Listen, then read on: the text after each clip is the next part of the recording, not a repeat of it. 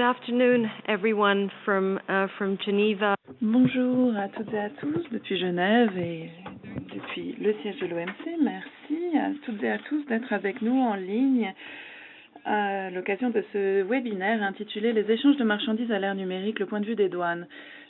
Cet événement est organisé par la division de l'accès au marché à l'initiative de mes deux collègues, Irina et Daniela. C'est le troisième événement d'une série qui s'intéresse à la question du commerce des marchandises à l'ère numérique. Je m'appelle Sujari Shikesh-Mavroidis, je suis directrice de la division de l'accès au marché et j'aurai le plaisir de modérer la séance d'aujourd'hui. Comme vous avez pu le voir dans le titre, l'objectif du séminaire d'aujourd'hui, c'est de creuser plus avant la question du commerce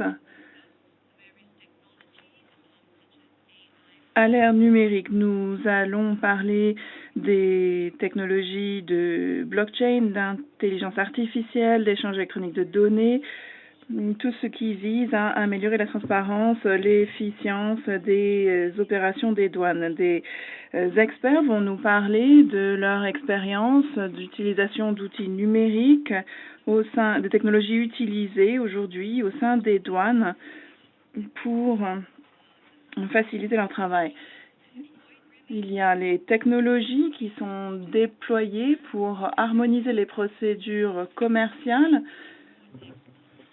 Nous allons nous pencher sur leur impact sur l'import-export de marchandises et réfléchir à l'impact de cette technologie sur le monde réel, puisqu'il est important de les évaluer pour comprendre leur efficacité. Il est également important d'explorer les tendances futures et les évolutions de ces technologies numériques au sein des douanes. Nous allons discuter de la manière dont ces technologies peuvent permettre de faciliter le commerce international et des innovations que nous pouvons attendre dans les prochaines années. Enfin, nous allons... Alors, je lisais un article récemment sur cette question où il était question de l'intelligence artificielle personnelle.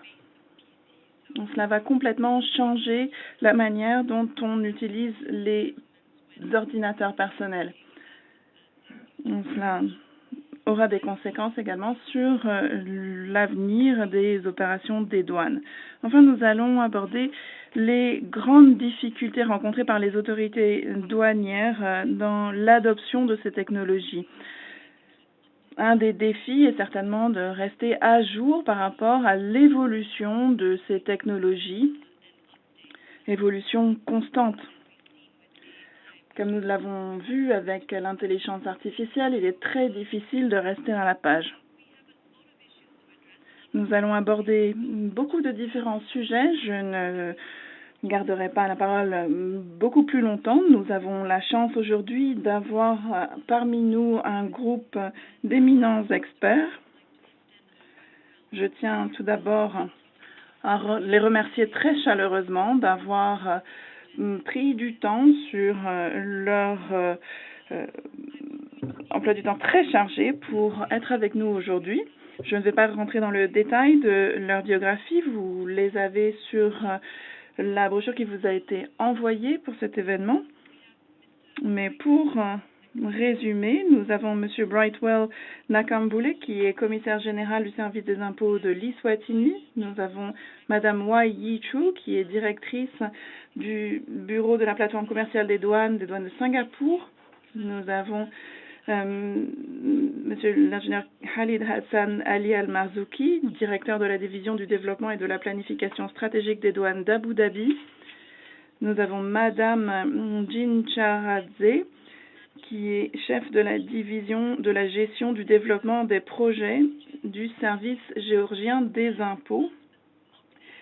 Et enfin, nous avons Monsieur Norbert Kouwenhoven, qui est conseiller en stratégie et innovation des douanes néerlandaises.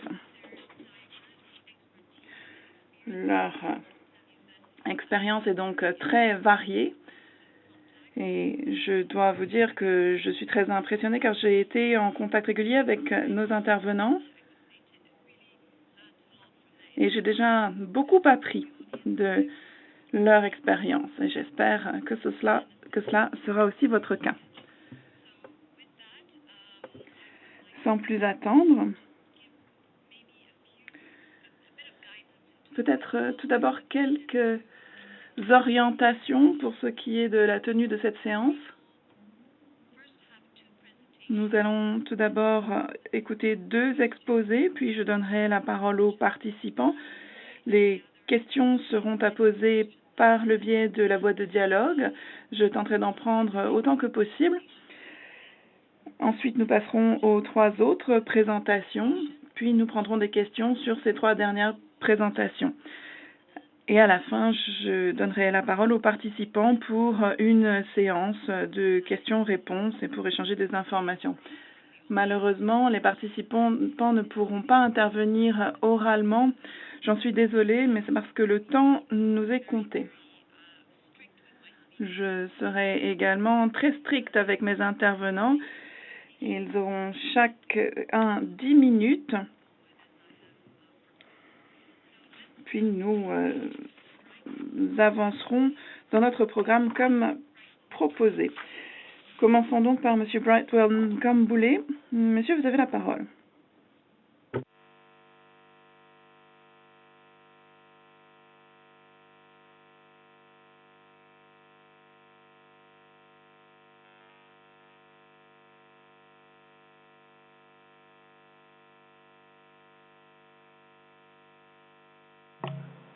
Brightwell, we can't yes, we can't actually hear you, so please go ahead. Yes. Yes, please confirm that you can see my... J'espère que vous pouvez voir ma présentation à l'écran. Oui, nous pouvons voir votre présentation. Très bien.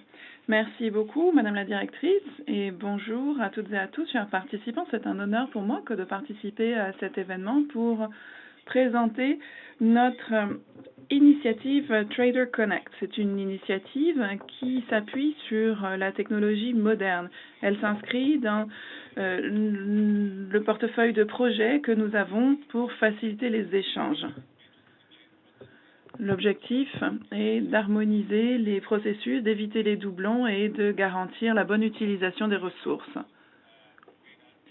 Cela pourra être utile pour tous les courtiers en marchandises et pour toutes les agences aux frontières. Notre organisation a pour ambition de passer au numérique et d'échanger sur la base de données avec nos partenaires. Les institutions sœurs qui travaillent aux frontières sont les administrations des douanes des pays limitrophes. Nous travaillons avec le comité de facilitation des échanges d'Eswatini qui nous a appuyé pour la mise en œuvre du programme de l'accord de facilitation des échanges de l'OMC. Ce dont nous allons parler aujourd'hui, c'est l'automatisation des données entre les douanes et les courtiers en marchandises. Nous allons voir comment les choses se passent pour rendre plus intelligentes nos frontières. Voilà comment les choses se passent. Le flux de commerce transfrontière est présenté ici.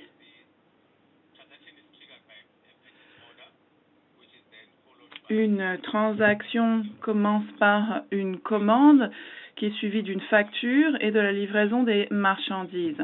Puisqu'il s'agit d'une transaction transfrontalière, nous avons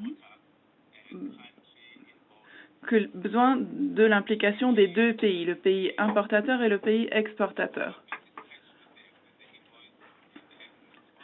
Les marchandises sont envoyées avec la facture ainsi que toute la documentation nécessaire pour l'envoi.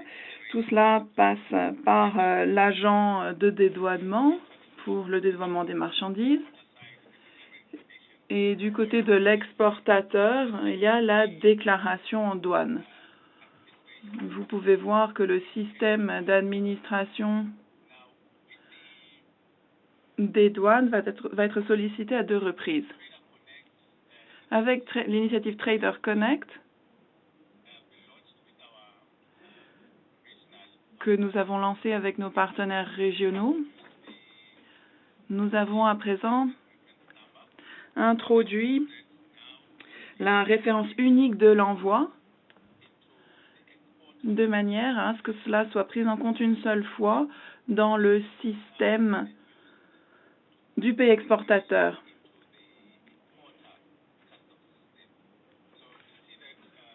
Ce numéro UCR est ensuite envoyé dans le système des douanes du pays importateur.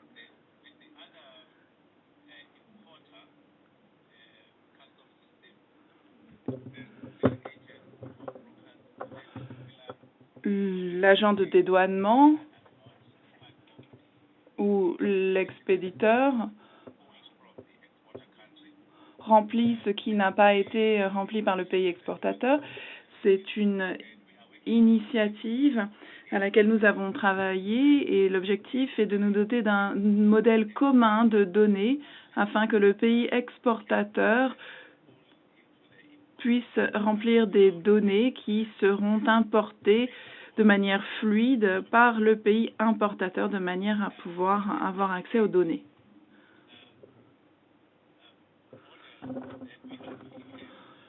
Notre objectif final, c'est celui que vous avez à l'écran. C'est un modèle dans lequel l'exportateur n'a pas besoin de se connecter au système des douanes du pays exportateur, ni au système des douanes du pays importateur. Il se connecte directement au système ERP de l'exportateur, donc la facture, les documents sont envoyés directement depuis l'ERP de l'exportateur et les données sont transmises immédiatement, simultanément dans les systèmes informatiques des douanes du pays importateur et exportateur.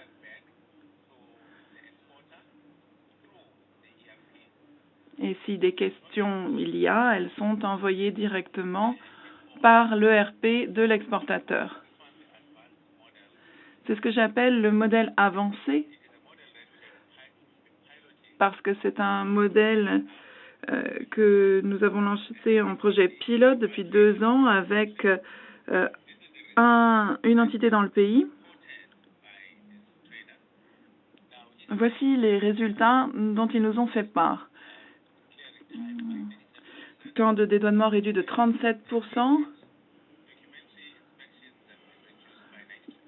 réduction des inspections documentaires de 92% depuis le début de l'année. Ils sont dans notre programme d'opérateurs économiques autorisés. Il s'agit ici de transactions à faible risque, donc il y a peu de temps consacré au passage en douane. Si on se tourne vers l'avenir,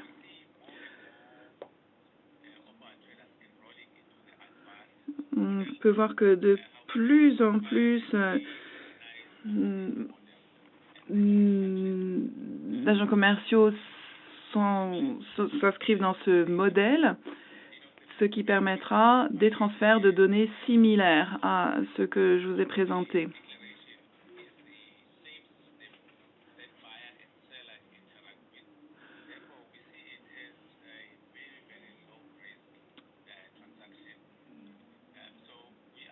Ces transactions sont selon nous à faible risque. Nous encourageons les opérateurs économiques autorisés à s'impliquer dans ce programme de manière à ce qu'il n'y ait pas d'arrêt des marchandises en douane.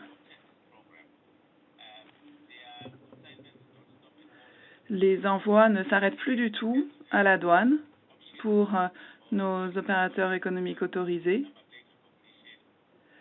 Nous avons mis en place un système de reconnaissance de plaques minéralogiques, ce qui permettra aux chauffeurs de passer en douane exactement de la même manière que l'on passe un péage d'autoroute.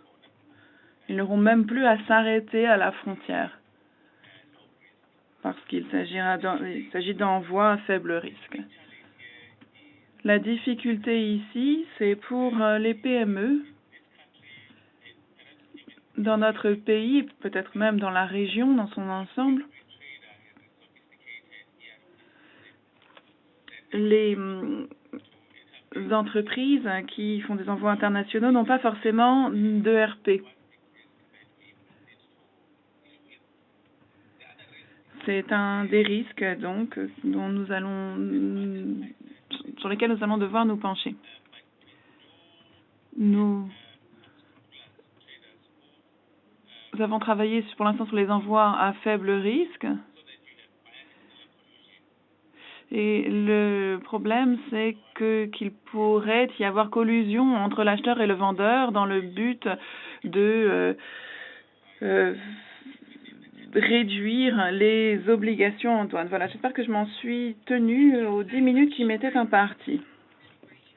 Merci beaucoup. Vous avez effectivement respecté le temps qui vous était imparti. Vous avez même été plus rapide. Je vais reprendre certains des points que vous nous avez présentés. Vous avez fait mention de l'AFE. Effectivement, c'est un accord essentiel de l'OMC. Nous avons un comité sur l'AFE qui s'intéresse à l'application de cet accord dans les États membres. Je me permets de signaler que nous avons une base de données sur l'accord de facilitation des échanges qui présente ce qui se fait au sein du comité et dans les pays. C'est public à visée informative. Merci également de nous avoir présenté ce qui se profile et les difficultés que vous pourriez rencontrer à l'avenir. Nous allons revenir là-dessus ultérieurement. À présent, je me tourne vers Wai Chu. Êtes-vous avec nous? Merci. Juste un instant, le temps que je mette mes transparents à l'écran.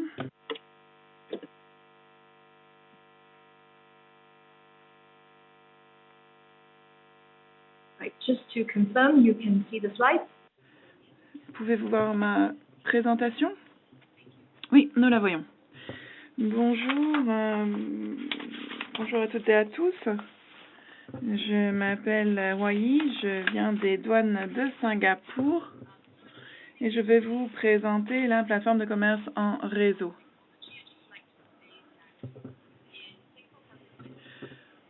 Aux douanes de Singapour, nous avons différents domaines dans lesquels nous utilisons la technologie. Aujourd'hui, pendant ces 10 minutes, je vais vous présenter la manière dont nous utilisons ces différentes technologies. Il y a des nouveautés. Tout cela nous permet de créer de la valeur dans nos interactions avec les acteurs de l'écosystème. Tout d'abord, une capture d'écran de notre MTP. Il fonctionne depuis 2018. Donc, quelques informations de contexte. Nous avons environ 6500 entreprises. Ce nombre ne fait qu'augmenter.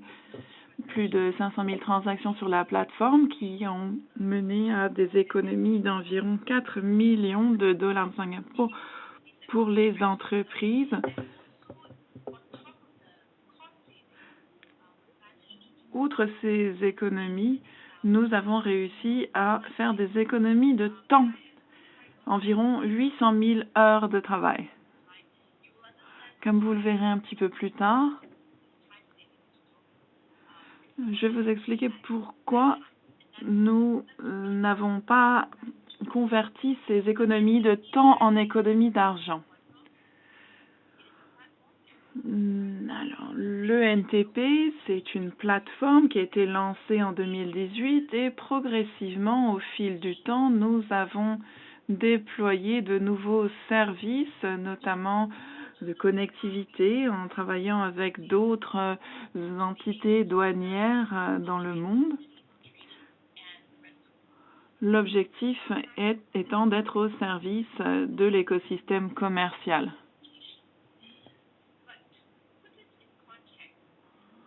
Pour vous donner quelques éléments de contexte, que visons-nous avec le NTP? Le NTP est une plateforme transformationnelle permettant un meilleur échange de marchandises par le biais d'un meilleur échange de données.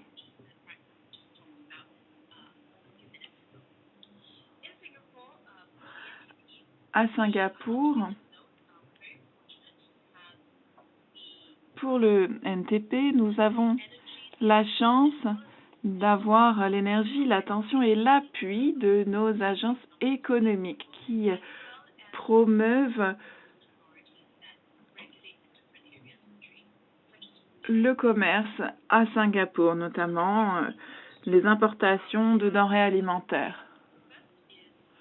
Nous nous concentrons sur différents domaines, notamment le renforcement de la connectivité numérique au sein du gouvernement visant à faciliter le commerce. Nous nous sommes également intéressés à la manière dont nous pouvons renforcer les processus État-entreprise. Et troisième domaine, nous nous sommes intéressés aux données dont dispose l'État, des données fiables qui peuvent être utilisées par les entreprises pour les aider à mieux faire du commerce.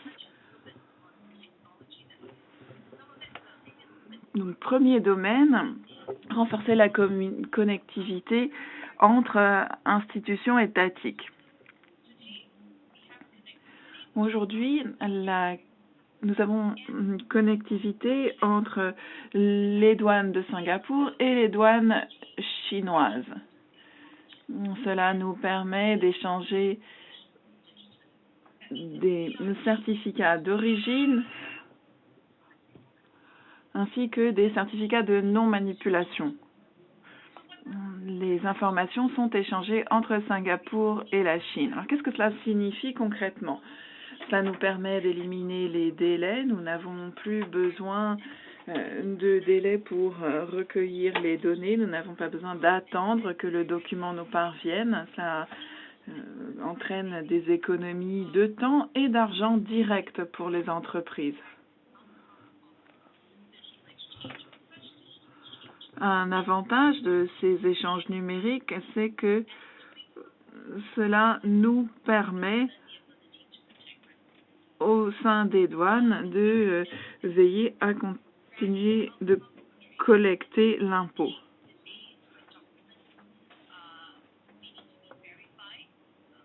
Les documents doivent être vérifiés. Ce système nous permet d'éliminer les retards de vérification des documents. Parfois, les documents ne sont pas complets. Cela entraîne des retards. Ce système, je ne dirais pas qu'il supprime toutes les frictions, mais il réduit les délais, ce qui permet de faciliter le flux de marchandises. La technologie, ce n'est rien de nouveau que nous utilisons. Nous utilisons des services web, des échanges de fichiers XML, et nous avons des spécifications convenues pour les messages que nous envoyons.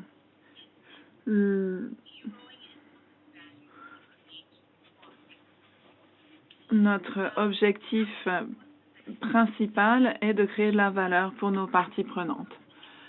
À présent, un mot sur le deuxième axe qui est l'harmonisation des processus État-entreprise.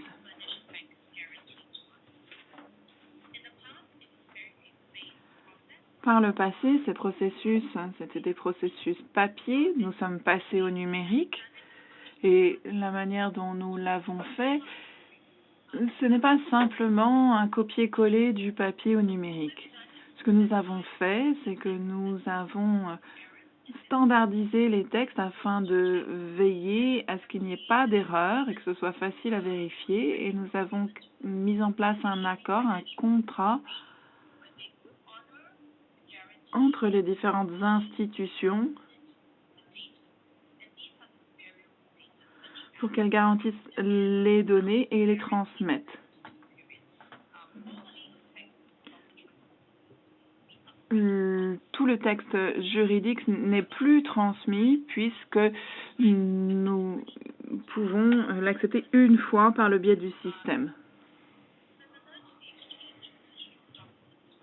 Même chose que pour l'échange de documents numériques avec les douanes étrangères, ce système nous a permis de faciliter l'échange de données, puisqu'elles nous viennent directement des institutions financières. Cela nous permet de faire notre travail, le gros de notre travail, qui est de collecter les taxes. Tout cela nous permet de travailler de manière plus efficiente et plus efficace. Encore une fois, la technologie, ce n'est rien de nouveau, c'est même des technologies très habituelles. Nous avons un portail web que les institutions financières utilisent pour interagir avec nous. Nous avons une API, les fichiers sont sous format CSV, ce qui est disponible facilement pour tous. Les institutions financières s'en servent. Il n'y a pas de format spécifique. Et ce portail, c'est une sorte de guichet unique pour l'échange avec les institutions financières. Ce portail nous permet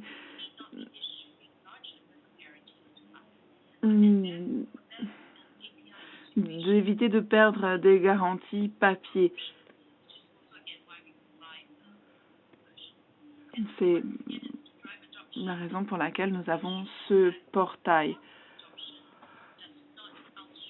Nous devons surtout veiller dans l'adoption de ce type de technologie à ce que le coût de l'adoption ne soit pas plus élevé que le coût du fonctionnement traditionnel.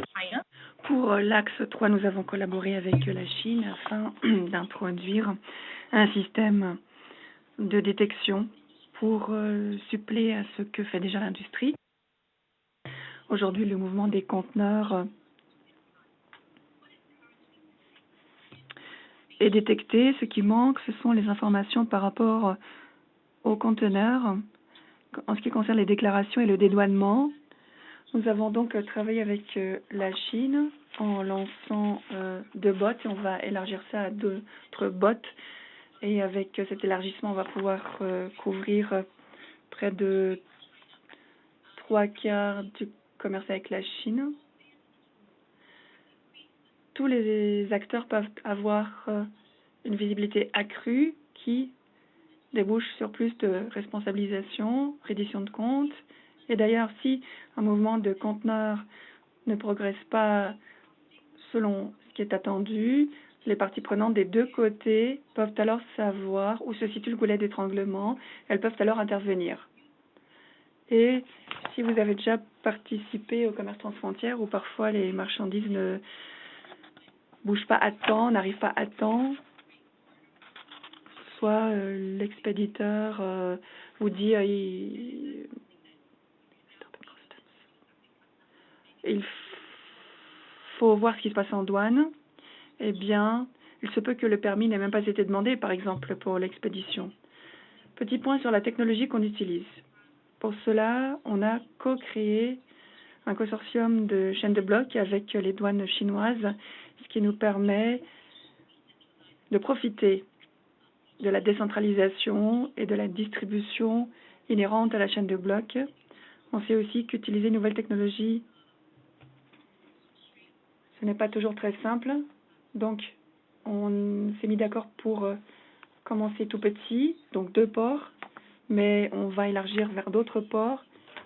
Ça nous donne une couverture très saine, 75% à peu près du commerce Chine-Singapour. Et l'ambition est, au final, de traiter de tous les échanges commerciaux et de travailler avec d'autres partenaires qui penseraient comme nous. On regarde d'autres cas possibles, ou bien on cherche à, de toute façon, augmenter la visibilité des parties prenantes qui sont des deux côtés de ces échanges commerciaux. Donc au fond, quand on regarde la technologie et son adoption, ce qu'on cherche, c'est créer de la valeur et donner la possibilité d'agir. Et l'impact vient du fait qu'on veille à ce que le commerce soit efficace, que les marchandises circulent plus rapidement et on abaisse les risques. On baisse les risques pour nos entreprises et aussi pour nous-mêmes. Avec notre plateforme, notre définition du succès, c'est d'employer la technologie pour améliorer notre interaction avec nos parties prenantes. Nous nous centrons sur la partie prenante, le client, on leur économise du temps, de l'argent, des efforts. Je vous remercie. Thank you so much, Wai. That was a lot of... Merci beaucoup, c'était beaucoup d'informations. Alors, juste pour dire à nos participants que cette session est encore en enregistrement, elle sera téléversée sur YouTube après. Nous espérons peut-être présenter une sorte de résumé de la session, juste pour s'assurer que on ait tenu compte et vraiment repris tous ces renseignements très intéressants. Je reviens maintenant à Brightwell avec des questions. On en a reçu plusieurs, j'en choisis une pour chacun, une pour Brightwell, une pour Wai. Brightwell, voudriez-vous écouter cette question?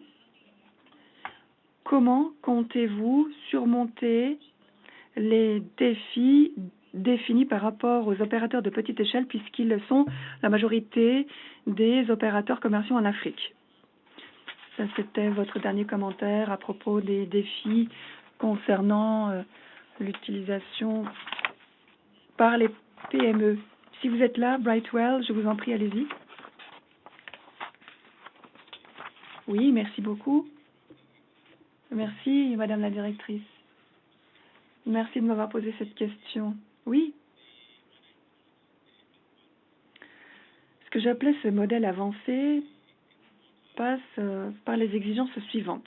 L'exportateur doit avoir un modèle qui peut être alors employé pour générer automatiquement la déclaration. Mais nous avons un autre modèle, le modèle UCR, qui permet aux commerçants de mettre la déclaration d'un côté et le système peuple de son côté la déclaration automatiquement. Grâce à cette solution, on a réduit de moitié les efforts nécessaires pour remplir les formalités de douane. Voilà comment on compte déployer la technologie. L'UCR va intervenir pour les PME n'ayant pas de ERP. Merci Brightwell. Donc ce n'était pas le modèle avancé, c'était le deuxième modèle que vous nous aviez montré qui serait plus disponible pour l'utilisation par les PME. Très bien, merci. Wai, une question vous est posée. Pourriez-vous expliciter le contenu du certificat de non-manipulation et son rôle dans le dédouanement? Oui, bien sûr. Ce certificat de non-manipulation intervient quand il existe un accord de libre-échange et que les marchandises transitent. Bon, je fais un pas en arrière. Il y a un ALE et certaines marchandises qui ont un certificat d'origine préférentielle peuvent jouir de droits de douane inférieurs à la destination. Les douanes à la destination veulent savoir si les marchandises ont été transites via des ports particuliers du style Singapour, ont-ils été transbordés à Singapour, auquel cas ils veulent s'assurer que ces produits n'ont pas subi une manipulation quelconque, pas de ouvraison ajoutée pour qu'ils continuent de respecter les règles d'origine provenant du pays d'origine selon l'ALE. Là, Singapour émet un certificat de non-manipulation pour le chargement qui transite par Singapour, car alors on peut confirmer que oui, ces marchandises n'étaient qu'en transbordement à Singapour et ne passaient pas par le traitement, de sorte que le certificat d'origine reste valable de par l'ALE. Donc, finalement, les douanes importatrices ont l'assurance que les marchandises sont bel et bien ce qu'elles sont censées être et ont l'assurance de pouvoir en évaluer la valeur et les obligations douanières correctement. Voilà, j'espère que ça a été utile. Merci beaucoup, Wai Yi. Il a été question du contenu du certificat. C'est peut-être un peu trop détaillé à ce stade. En revanche, si nous avons du temps, on pourra y revenir. En tout cas, un très grand merci à vous deux pour avoir répondu à ces questions. S'il vous plaît, restez connectés, car en fin de séance, nous aurons peut-être d'autres questions à poser à tous les orateurs. Nous allons maintenant écouter Monsieur Khalid Al-Marzouki. Êtes-vous en ligne?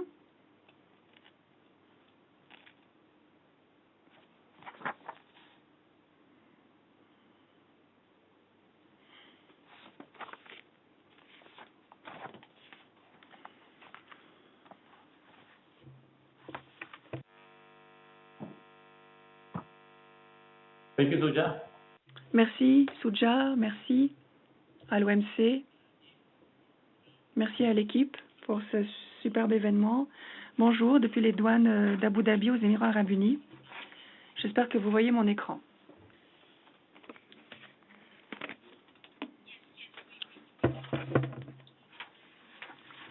Oui, on vous entend, on vous voit. Allez-y.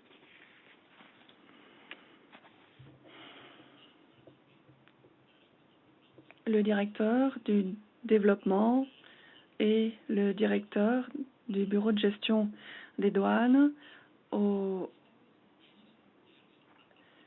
C'est en fait ce que je fais. J'ai été heureux de mener la transformation stratégique aux douanes depuis 5 ans à Abu Dhabi. Nous avons supervisé notre portefeuille et je suis ravie de partager aussi aujourd'hui notre réussite auprès de la communauté du commerce et des douanes. Je vais donner un aperçu de la stratégie, de la vision, de la transformation, de la feuille de route de notre cheminement numérique. Nous avons différentes initiatives que nous avons mises en œuvre, inscrites dans l'intelligence artificielle, la chaîne de blocs, l'intelligence artificielle générative. Tout ceci a fait partie de notre cheminement. Donc, si vous le permettez, je vais d'abord présenter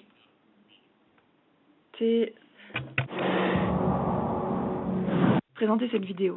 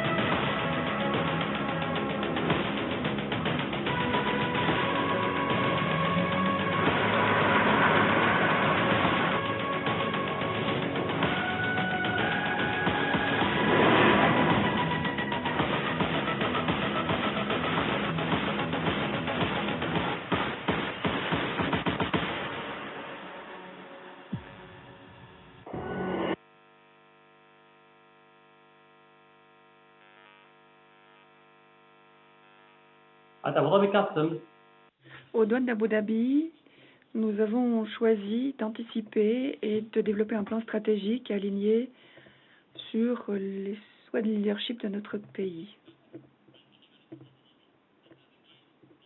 et de l'Émirat d'Abu Dhabi avec notre directeur général. Nous avons un but de transformation ambitieux et une vision claire d'excellence en parvenant au niveau de résultats le plus élevé et en obtenant les meilleurs résultats, les meilleures normes par rapport aux repères mondiaux. Notre vision, c'est une autorité douanière de classe mondiale il y a eu 5 ans de mise en œuvre de différentes initiatives et comme vous le voyez, c'est notre cheminement qui a commencé dans l'histoire avec une vision claire, la définition de priorités stratégiques, donc facilitation des échanges, gestion des recettes, sécurité douanière et autres priorités de soutien pour l'excellence de l'organisation, le capital humain et la transformation digitale. Nous avons souligné une série d'initiatives et d'objectifs plutôt pour remplir nos objectifs. Nous avons pour 2019 jusqu'à 2024 un plan quinquennal. Nous nous focalisons ici sur la transformation numérique. Nous avons inscrit beaucoup de technologies différentes. J'expliquerai cela aujourd'hui dans notre session. Plusieurs initiatives sont déjà déployées par les douanes d'Abu Dhabi. La transformation numérique a donné des résultats car il y a eu mise en œuvre par les douanes d'Abu Dhabi à différents égards. Nous avons lancé la plateforme des douanes invisibles avec une intégration au Conseil de coopération du Golfe. Nous avons plus de 60 systèmes d'intégration avec des entités locales. Nous avons notre système de guichet unique, ATIP, pour les Émirats. Nous avons intégration de tous nos clients en B2G. Nous avons le commerce électronique et la chaîne de blocs lancée en 2023. Comme vous l'avez vu, j'ai mis des exemples où les douanes d'Abu Dhabi ont amélioré l'efficacité du service. Voici quelques exemples de services douaniers et il y a une différence marquée entre avant et après. Auparavant, il y avait un certificat pour les véhicules. Ça a duré 1,5 jours en moyenne. Maintenant, c'est automatisé et c'est instantané. Avant, nous avions environ 200 visites par jour aux douanes. Nous avons maintenant moins de 5 visites par jour au centre des douanes du fait de l'automatisation de tous nos services. Mais ces 5 visites moyennes par jour consistent simplement à obtenir des précisions, mais il ne s'agit pas de faire la demande puisque tout se fait en ligne. Le dépôt à rembourser prenait 48 heures, il est maintenant automatisé. Les autres services, vous le voyez, avant on avait 24 heures, maintenant c'est instantané. Déclaration de trésorerie 5 à 10 heures, maintenant 2 minutes. Approbation par les autorités de réglementation 28 minutes maintenant, contre 3 heures avant. Inspection, temps d'inspection environ 15,87 minutes. À l'aéroport, le voyageur en moyenne a besoin de 58 secondes contre 5 minutes avant. Et puis, par exemple, pour le saut douanier, c'est instantané également, de même que le certificat d'entrée ou de sortie. Voici quelques explications sur les douanes invisibles. Il s'agit d'adopter les nouvelles technologies émergentes. On le voit, c'est une plateforme qui permet de comprendre ce que nous entendons par douane invisible. Un exemple où nous avons obtenu des réussites à Abu Dhabi est donné à l'écran. Grâce à l'intégration, nous avons éliminé certaines exigences documentaires douanières pour donner une meilleure expérience. Avant, le coursier express devait passer par les douanes. Après l'intégration B2G, nous avons éliminé certaines exigences documentaires douanières. Notre partenaire n'utilise que son propre système. Il n'a pas besoin de le faire sur le système des douanes d'Abu Dhabi. Avantage, temps moyen des transactions avant la transformation, 20 minutes. Après, 1 minute. Quand nous calculions pour 11 000 déclarations, ça prenait une moyenne de 1,7 jours. Et après l'initiative, 5 minutes. Avec donc un gain de temps énorme.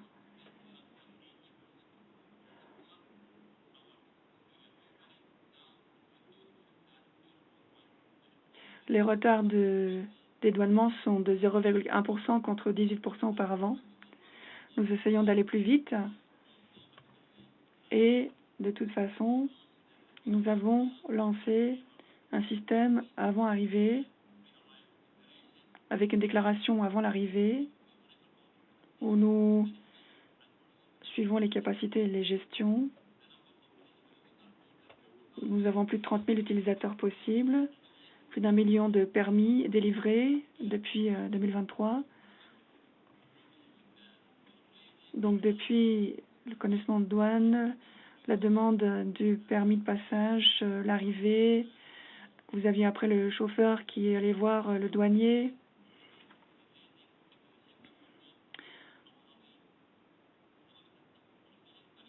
Et ensuite, il y a passage par les autorités douanières pour vérifier la conformité. Puis le douanier met à jour le système et confirme la sortie de l'envoi. Après l'initiative, avec nos pays avoisinants, nous avons obtenu 200% d'adhésion à cela en frontière. L'effet est donc décuplé. Nous avons aussi déployé ceci avec d'autres pays limitrophes. Les douanes d'Abu Dhabi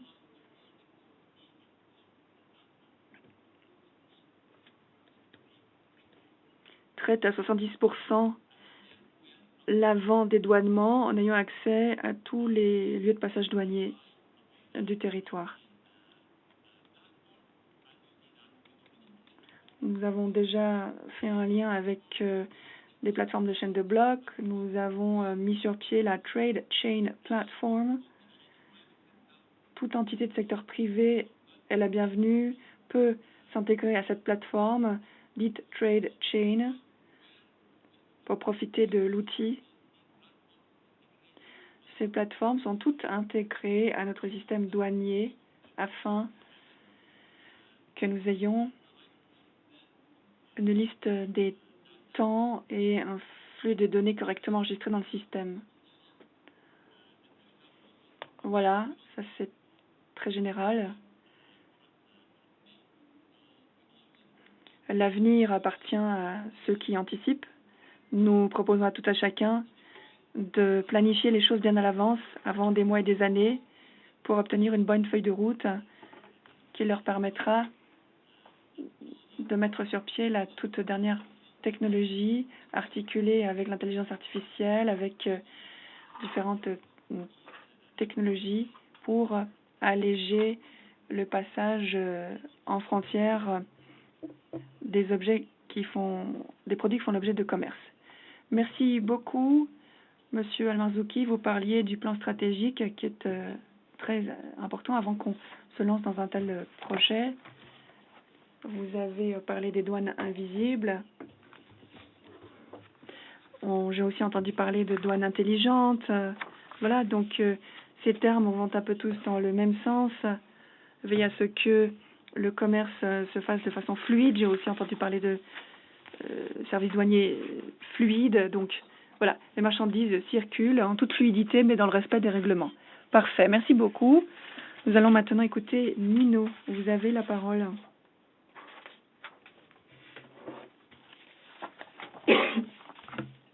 Merci, bonjour.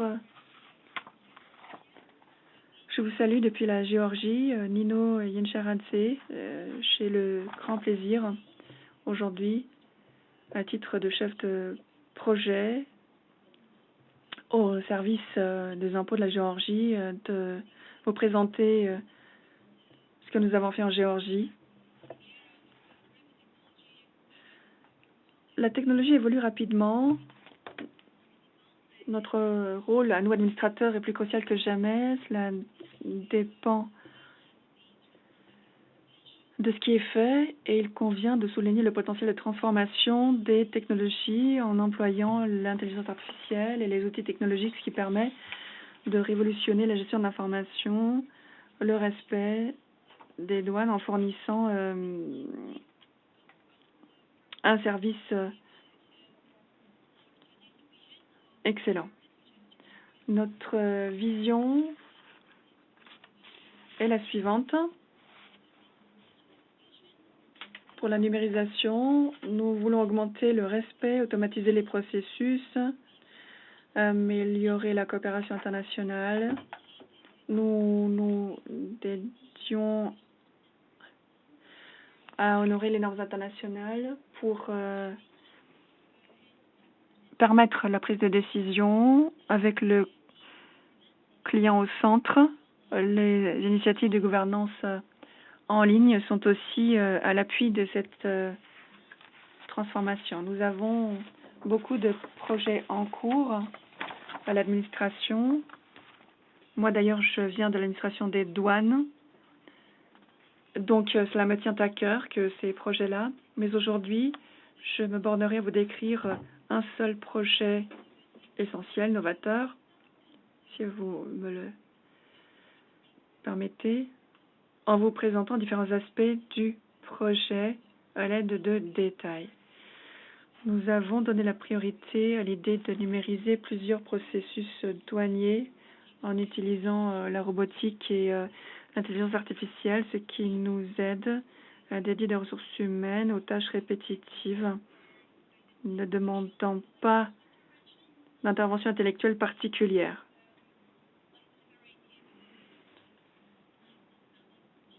Ceci soulage nos employés de tâches qui demandent du temps, ça enlève l'erreur humaine, ça permet une prestation de service plus exacte. Et aujourd'hui, les employés sont redéployés vers des processus plus critiques et des tâches différentes dans l'administration douanière. Sachez que le projet comporte beaucoup de ramifications. Je vais en parler de 5 où nous avons décidé d'utiliser les nouvelles technologies pour automatiser le processus. Et je vous montrerai des animations qui vous permettront de comprendre clairement ce que cela fait et comment ce processus change les choses. Nous avons identifié certaines technologies qui fonctionnent très bien et on s'est dit qu'on pouvait améliorer les technologies en ajoutant 3 processus au projet. On commence par la déclaration en douane pour l'exportation, principalement pour l'instant. C'est donc rempli par des robots, car en Géorgie, nous avons différentes possibilités sur le moyen de soumettre la déclaration aux douaniers. On peut fournir des documents, les entreprises peuvent le faire et les douaniers aident mais nous avons ajouté les robots pour ces interventions. Les robots aident les douaniers et les exportateurs à remplir la déclaration d'exportation. Ensuite, on utilise aussi l'intelligence artificielle et des robots d'apprentissage machine pour différents types de canaux de gestion de risque, notamment canal ou bien ligne orange, fil orange. Si la marchandise est mise sur la voie orange, il faut payer avant la main levée et le robot s'occupe de certaines formalités. Il n'est plus nécessaire pour l'humain d'intervenir.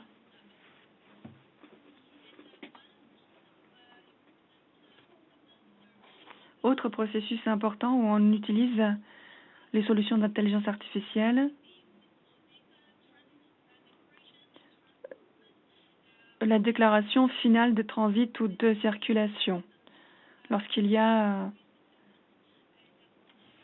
passage d'un point douanier à l'autre, on clôt l'état de circulation de la marchandise entre les deux points et on délivre aussi les certificats d'origine de façon technologique.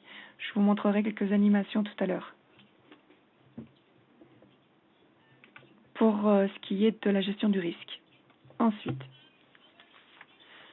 notre mise en œuvre de la technologie RPA-OCR, ça a donné de très bons résultats.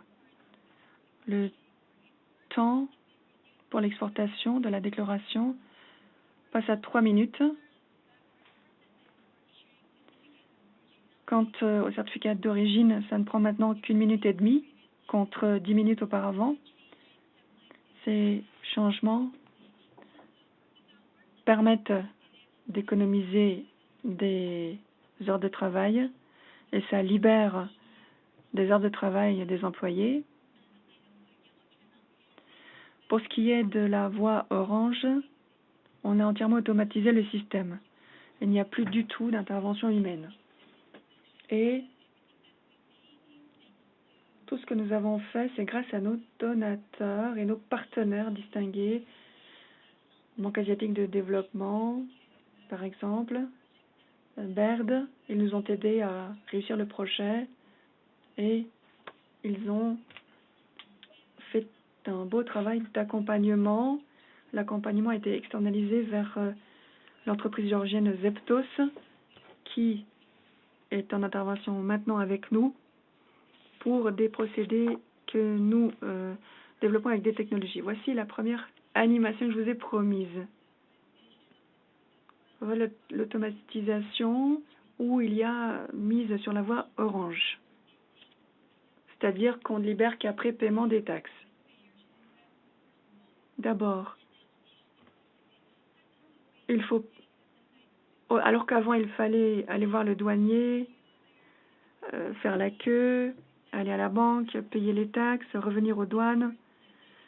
Maintenant, on commence un échange d'informations entre la banque et la douane et on reçoit l'information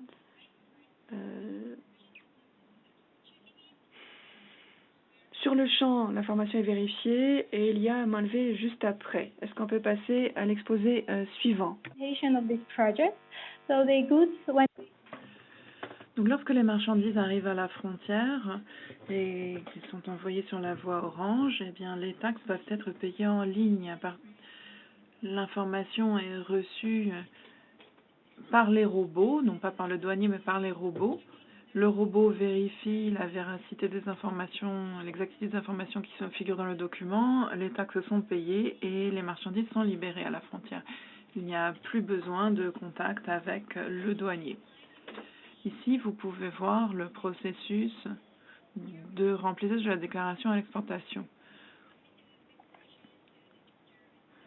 Nous avons ici un contribuable qui remplit la déclaration. Le robot reçoit la déclaration. Ce sont des documents commerciaux, des documents de transport. Les données sont extraites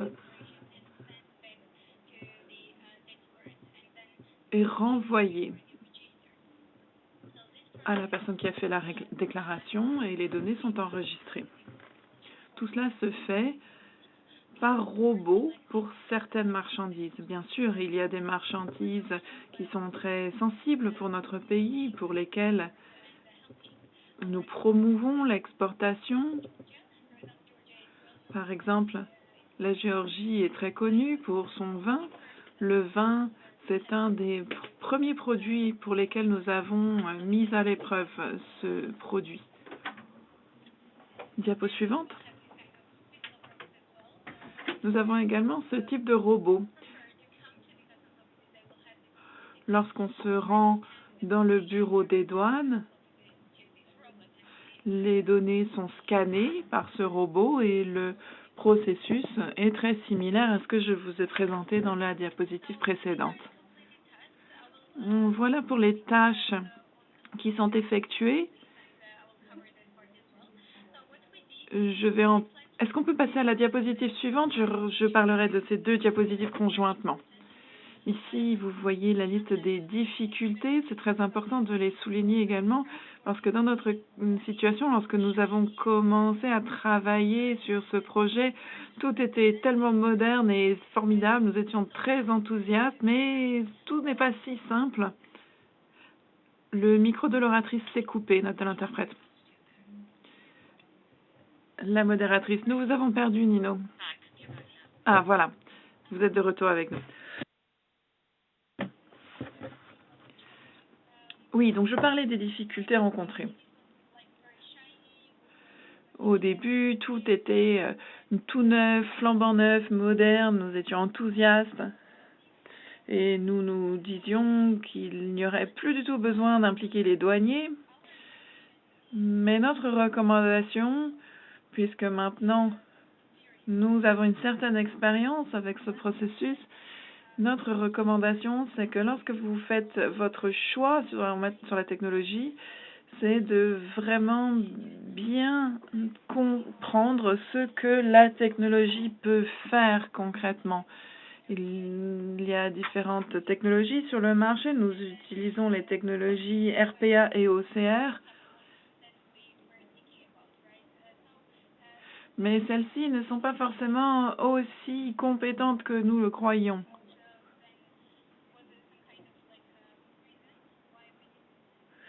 C'est la raison pour laquelle nous avons dû développer des applications supplémentaires et utiliser des plateformes supplémentaires. Nos douaniers ont encore besoin d'aller voir la documentation de la déclaration et de comparer les données extraites par le robot aux données réelles. Donc, cela a été une difficulté rencontrée dans le cadre de ce processus. Nous avons besoin de pouvoir valider les données les plus sensibles. Par exemple, les codes SH. Tout cela doit être validé. On doit vérifier que les informations sont correctes. Parce que parfois, les technologies ne sont pas si avancées que l'on croit et elles n'éliminent pas complètement le besoin de faire intervenir les douaniers. Les robots travaillent donc travaillent comme douaniers. Donc nous avons créé des noms d'utilisateurs et des mots de passe spécifiques pour les robots et cela entraîne des problématiques juridiques. Nous avons éliminé cela maintenant en donnant des identifiants spécifiques aux robots et en revoyant tout le processus. Parmi les difficultés plus petites que nous avons rencontrées et que nous avons surmontées, j'ai l'impression que je parle depuis bien longtemps déjà, j'espère qu'il m'en reste encore.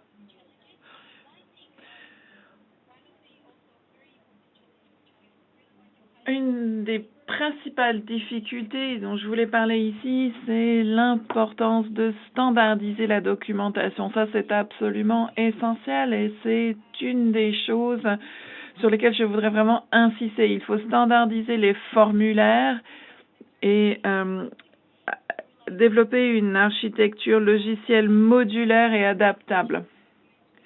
puisque nous parlons de la standardisation des documents, il existe des outils internationaux qui permettent de fournir des formulaires standardisés, par exemple pour les factures ou pour la documentation liée au transport. En travaillant main dans la main avec entre représentants des douanes, eh bien, nous pourrons convenir d'adopter ces formulaires standardisés et il sera donc beaucoup plus simple à l'avenir pour les douanes d'utiliser ces technologies RPA et OCR et d'extraire les données des formulaires. Nous attendons avec intérêt de pouvoir avancer dans ce domaine. Nous avons déjà reçu des données numériques du secteur privé et nous sommes en train de travailler à cela afin de passer à un échange de données exclusivement numériques entre les secteurs publics et privés. Voilà, c'est tout pour moi. Je me tiens à votre disposition pour répondre à vos questions. Merci. Thank you very much, Nino. Merci beaucoup, Nino. C'est formidable d'entendre ce que vous faites avec les robots. Je n'avais jamais vu cela encore. Merci de nous avoir présenté cela. Et enfin, notre dernier orateur, et non des moindres, Norbert. Norbert, merci de votre patience. Vous avez la parole. Merci et merci de m'avoir invité aujourd'hui. Je vais vous parler de ce que nous faisons aux douanes néerlandaises. Diapo suivante, s'il vous plaît.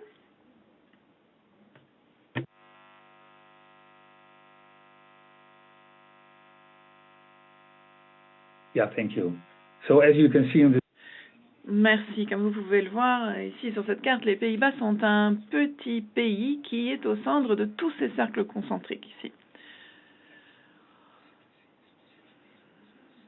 La spécificité de notre pays, c'est que nous sommes un petit pays, mais nous avons un très gros port, Rotterdam, et un aéroport important, Schiphol. En 24 heures de voiture, vous pouvez toucher 500 millions de consommateurs.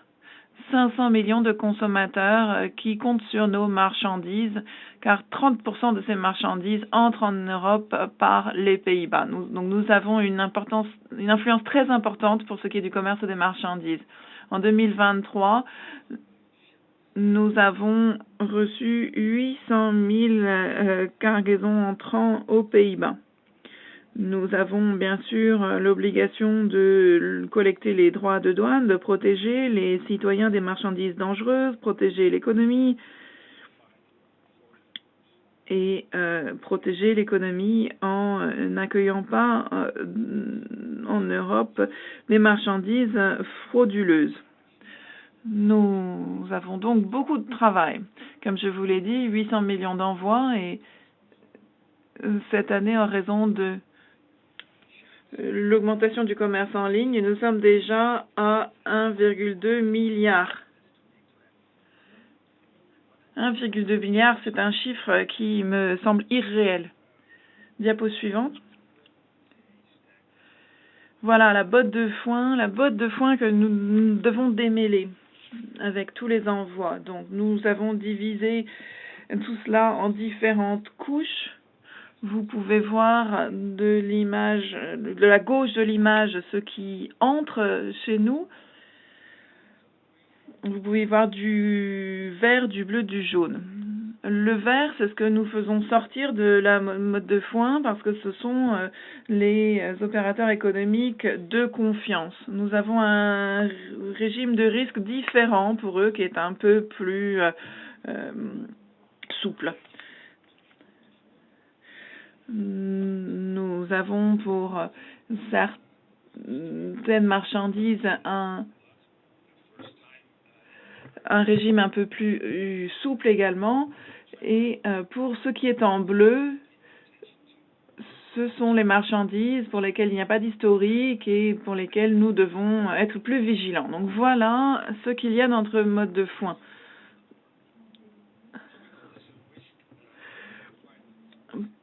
Pour trier tout cela, nous devons adopter une approche fondée sur les risques.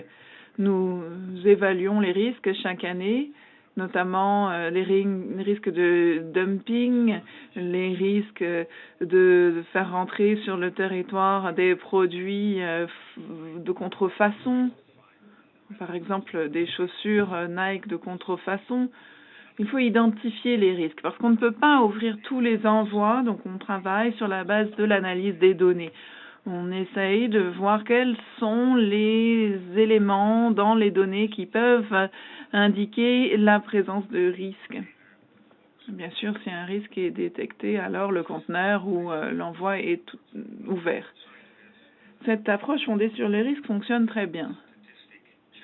Nous avons également des vérifications aléatoires qui nous permettent de couvrir différents risques, puisqu'il y a différents risques qui entrent dans notre pays. Voilà notre modèle. Vous imaginez bien qu'il s'agit d'un modèle complexe, puisqu'il y a des milliers de règles relatives aux risques qui s'appliquent.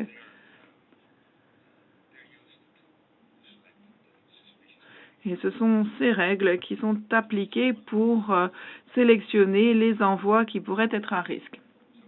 Mais avec des milliards d'envois, nous devons nous appuyer sur la technologie. La technologie, c'est essentiel. Nous avons des processus automatisés et pour cela, je vais vous parler de certains de ces processus que nous utilisons, notamment l'intelligence artificielle. Alors, on parle beaucoup d'intelligence artificielle, mais nous l'utilisons très clairement. Nous l'utilisons et nous comptons dessus pour l'avenir. Nous effectuons une détection automatisée qui est divisée en deux volets. Il y a tout d'abord la reconnaissance d'images et la détection d'anomalies. Diapo suivante. La reconnaissance d'images pour les conteneurs maritimes. Nous devons pouvoir reconnaître les marchandises. Par exemple, on veut savoir si ce sont bien des bananes qui sont à l'intérieur comme déclaré ou s'il y a également de la contrebande ou peut-être des stupéfiants ou des armes.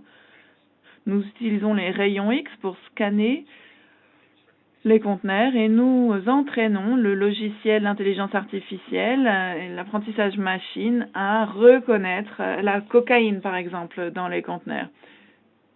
C'est comme former un logiciel. Voici un chat, ceci n'est pas un chat, en montrant des photos.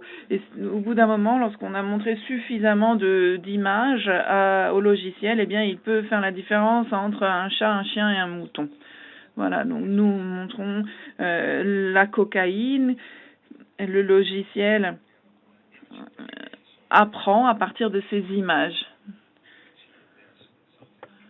Nous pouvons voir ici de la photo s'il y a des choses qui semblent dévier de la cargaison déclarée du conteneur.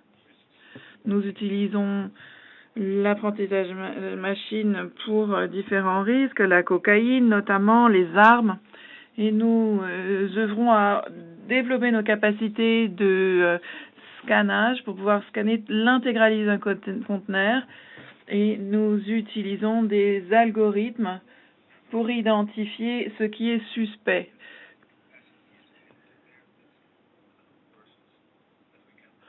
Nous avons des vidéos analystes qui ensuite examinent ce qu'il y a dans les conteneurs qui ont été considérés comme suspects par le logiciel.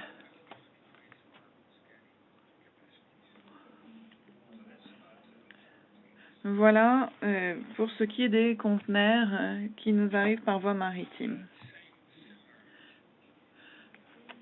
Nous avons les mêmes difficultés pour les envois postaux. Alors là, il s'agit plutôt d'exportation. Le commerce en ligne se développe énormément, comme vous le savez. Ici, le problème que l'on a, ce sont des exportations de piles d'ecstasy ou de MDMA qui, malheureusement, je dois le dire, sont souvent produites Pays-Bas et qui sont envoyés par la poste. Donc, nous devons intercepter ces envois avant qu'ils ne quittent le pays. Ici, il faut avoir en tête un petit colis ou une enveloppe. Nous entraînons notre algorithme à reconnaître les comprimés dans un envoi postal. Donc vraiment, il faut imaginer qu'il s'agit de petits cartons comme ceux qu'on peut avoir à la maison. Diapo suivante. Ici, vous pouvez voir un exemple de scan au rayon X. Il y a un carton et vous pouvez trouver dedans des comprimés sous blister, des comprimés dans une enveloppe et la probabilité d'exactitude ici est de 97% pour l'enveloppe.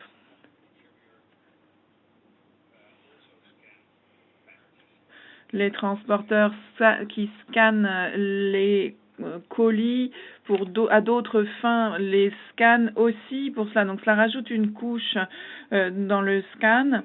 Ceux par exemple qui scannent les colis pour identifier d'éventuels explosifs lorsqu'ils sont envoyés par aérienne, eh bien scannent également maintenant pour trouver ce type de produit.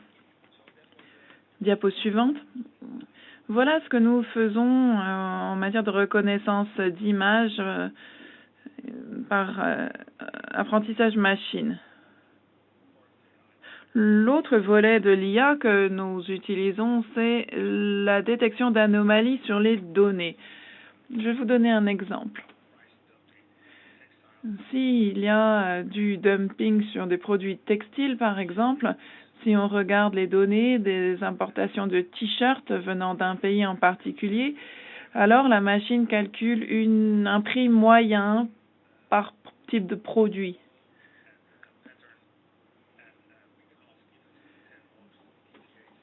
Et sur la base de modèles, nous pouvons identifier les envois où il y a des anomalies, des déviations par rapport à cette moyenne de prix. Et ensuite, investiguer les envois.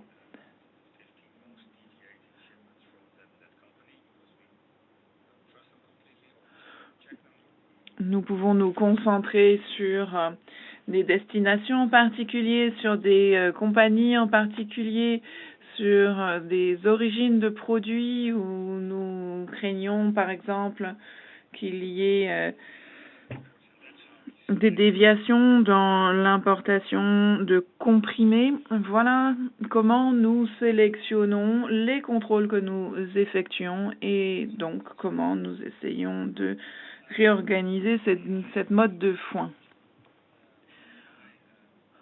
L'IA va nous permettre d'en faire beaucoup plus. Par exemple, les échanges avec les opérateurs commerciaux, nous pourrons faire des recherches à la demande sur les données, des informations sur les flux de données. Nous allons pouvoir poser toutes sortes de questions à l'IA. Nous sommes en train de tester tout cela expérimentalement.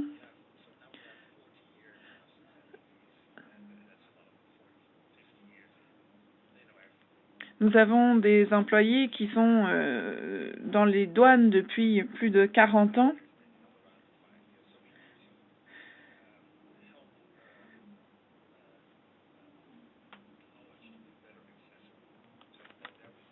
Et nous devons donc rendre la connaissance facilement accessible. Des outils comme ChatGPT pourra aider un nouveau venu à savoir comment faire telle ou telle vérification, comment reconnaître un t-shirt de contrefaçon, par exemple.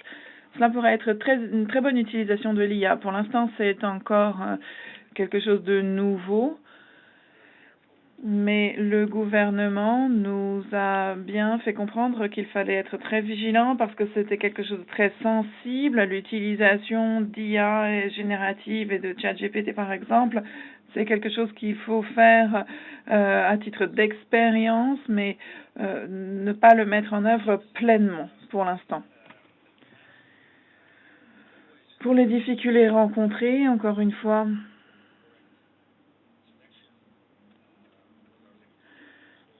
pour pouvoir faire les bons choix pour ce qui est de nos contrôles, eh bien, nous avons besoin de données de qualité. Donc, plus nous avons des données de bonne qualité, mieux nous pourrons effectuer nos contrôles. Nous avons besoin de données pour former, utiliser nos algorithmes.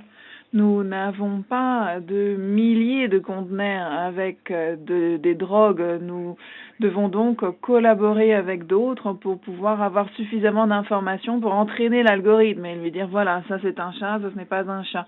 Nous avons besoin pour cela de centaines, des milliers de photos de conteneurs en rayon X.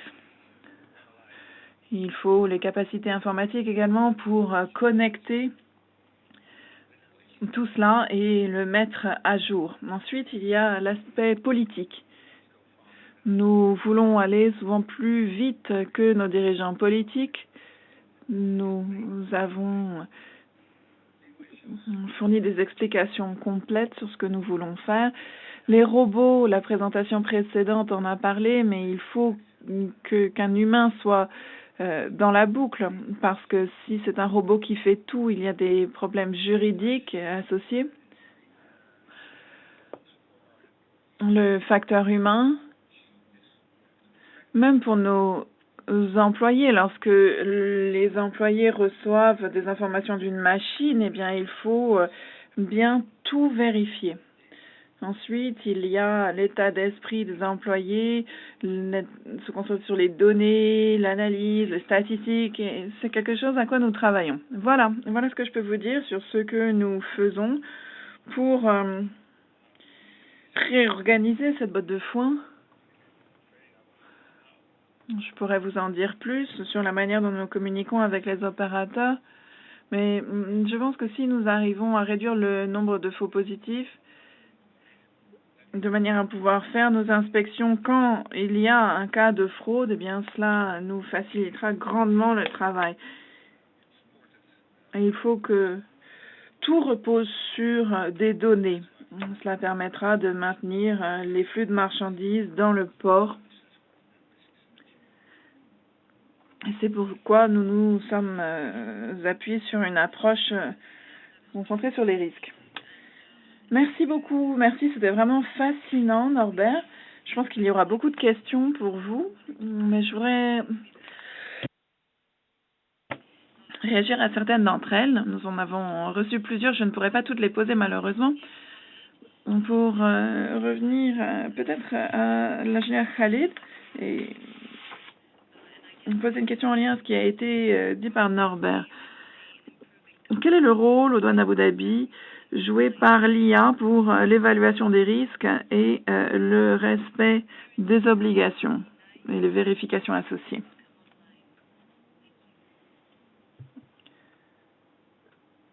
Vous pouvez prendre la parole si vous êtes toujours avec nous. Merci beaucoup pour cette question. Aux douanes d'Abu Dhabi, effectivement, nous avons commencé à mettre en œuvre l'IA, utiliser notamment l'intelligence artificielle générative afin de pouvoir mettre en place le bon environnement. Avant d'utiliser l'IA générative, nous avons fait des tests pour réfléchir à la manière dont nous pourrions l'utiliser.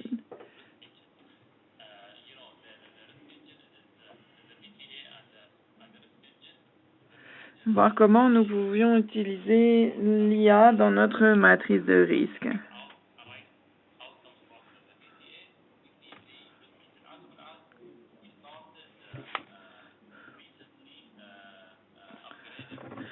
Nous avons récemment mis à jour notre moteur de gestion des risques afin d'y inclure l'intelligence artificielle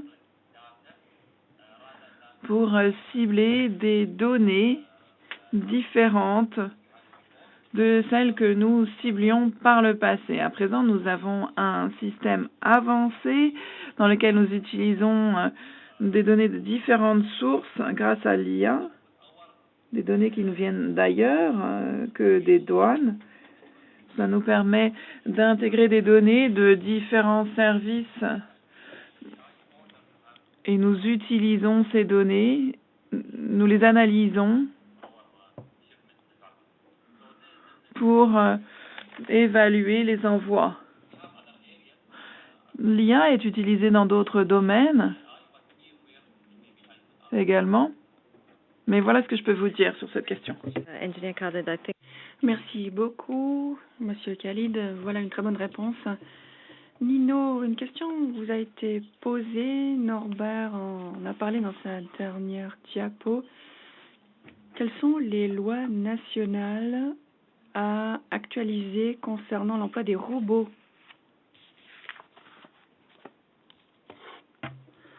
Merci. L'oratrice est à peine audible pour les interprètes. Une difficulté, c'est sous l'angle juridique et de la législation. Tout dépend de la technologie qui va être utilisée dans les projets. Chez nous, une difficulté rencontrée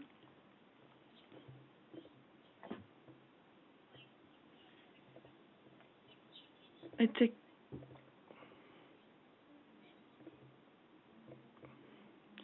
de remplacer des tâches répétitives pour les douaniers par de la technologie robotique. Ça a été une difficulté dans notre législation. La législation géorgienne est très détaillée. Nous avons mis en œuvre toutes les normes et l'interprétation n'est plus possible à ce stade. European legislation. Our customs code of Georgia is totally in line with the EU Union Customs Code. So this was not a big challenge on that kind of level. However, after this level of the law, really we have these instructions, right, which are adopted by the different ministers of the finance or our Georgia authorities, etc. So for these particular instructions, which are very, very detailed, where we have these indications that some of the procedures are done by the customs officers, right? So, for example, the fields should be checked by the customs officers, etc. So these kind of very small details were needed to be changed so that already the system will do that.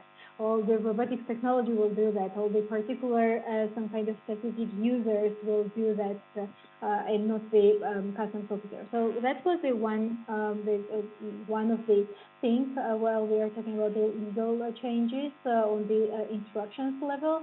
However, another thing is that I mentioned very quickly, but I will highlight it one more time here, that in the process of implementation of these robotic technologies in the different customs procedures, as far we are using this OCR technology where it is a need to read the documentation, scan the documentation, and extract the data from them. And we're talking about the commercial documents such as invoices and contracts, etc. We're talking about the transfer documentation such as CMR, etc. So we identified also the need of implementation of the international instruments, which is provided, for example, by the UN for the commercial documents, or by the different kind of conventions for the transfer documentation, which provides the standardized forms of these really the key documentation which is used by the supply chain actually for the transshipment of the goods between the countries. And if we will somehow promote this, we are right now working on the implementation of the accession to some of the conventions that we need, or implementation of these instruments which are open to be implemented for the member states, etc. So we started very active communication and cooperation with the public and private sector and international organizations in order to implement all the instruments. Because if we will go to the standardization of these forms and will collaborate, it will definitely make easier processing all this documentation and ensuring the compatibility of the data. Because right now, one of the main challenges was to read the documentation, to identify from which this data should be extracted, from which fields, and where to find the specific field in those documentation. So if we will work on this direction, and I really somehow advocate this in all of the platforms where we have the possibility to encourage our partner countries to get to those international instruments, like agreements, there are some kind of international tools which are provided by the international organizations to implement and make sure that the documentation will be standardized and unified. And then, of course, for the other countries as well, implementation of this kind of OCR technology or RPA technology will be much easier. So we already take little, like, different steps in this direction, and we hope that it will simplify our work and future developments and the implementation of this project for the other procedures as well. So, Thanks very much. Merci beaucoup, Nino, pour la réponse très complète. En fait, nous n'avons déjà plus de temps. Il est 14h31. Néanmoins, je voudrais donner le dernier mot à Norbert, qui a été très patient, qui a attendu la fin. Norbert, voici la question.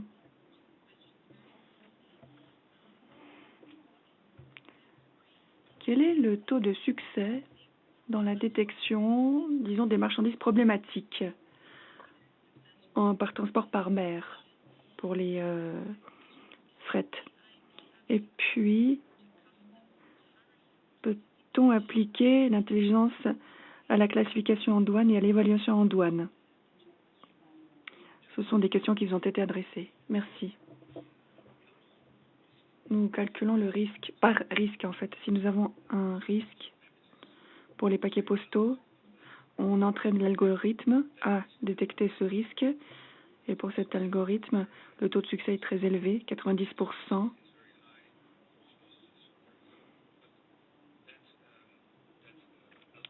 Inaudible, mais l'algorithme ne détecte pas une bombe dans un paquet. On a un algorithme différent pour ça. Pour chaque risque, on développe un algorithme particulier et par algorithme, on calcule l'efficacité. Ça peut être très élevé et plus on entraîne, et il faut beaucoup de photos d'ailleurs, plus on entraîne l'algorithme, mieux il s'en tire. Ensuite, pour l'autre question, les codes du SH, la classification douanière, l'intelligence artificielle peut beaucoup aider, même avec des photos de marchandises. C'est déjà un taux, une ordre de grandeur de 90% de détection. Enfin plutôt de préparation du code SH. Mais si c'est à 9 ou 12 ou 13, c'est difficile de voir sur la photo. Donc là, il faudrait des données supplémentaires. Il faut peut-être faire un scan. Ça dépend du nombre de données qu'il faut collecter avant de fixer le code SH. Mais on est très proche. Pour l'évaluation en douane, je ne sais pas. Ça dépend de la façon de calculer la valeur en douane. Donc c'est très précis et je crois qu'on peut détecter les coûts d'assurance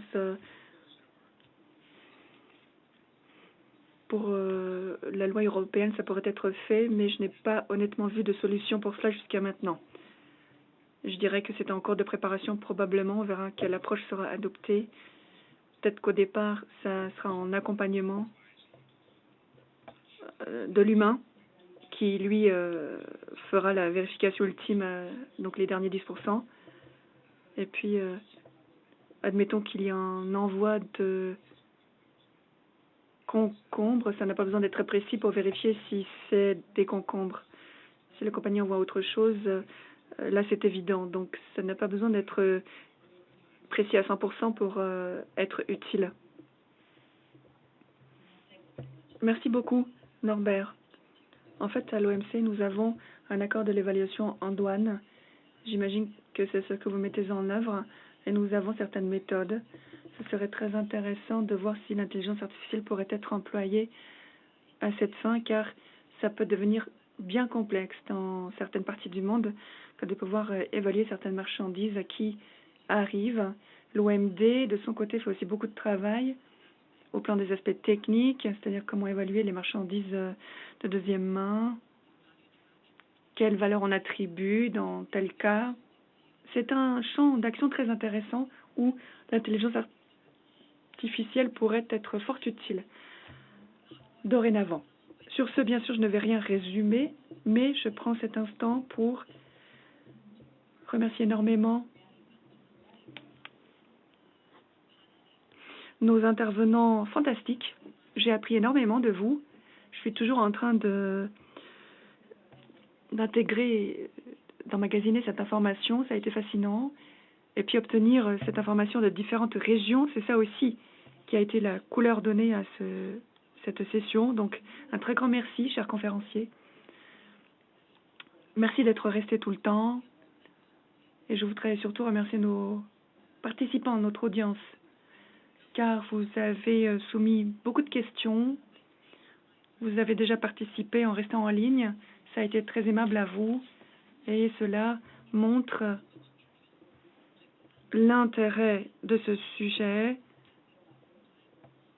Ce sujet va certainement capter notre attention pendant encore longtemps parce que on n'aura jamais un contrôle total sur la numérisation. Tout va trop vite, les choses vont trop vite. Maintenant, pour ce qui est des conférenciers, on vous applaudit. Just us, but really thank you so much. It was Ça n'est que nous 4 en salle, mais vraiment bravo, c'était très ciblé. Et puis, ce qu'on va essayer, c'est de compiler les questions pour vous les envoyer. Si vous avez un instant, ce serait très gentil de votre part de bien vouloir y répondre. Il y en a pas mal.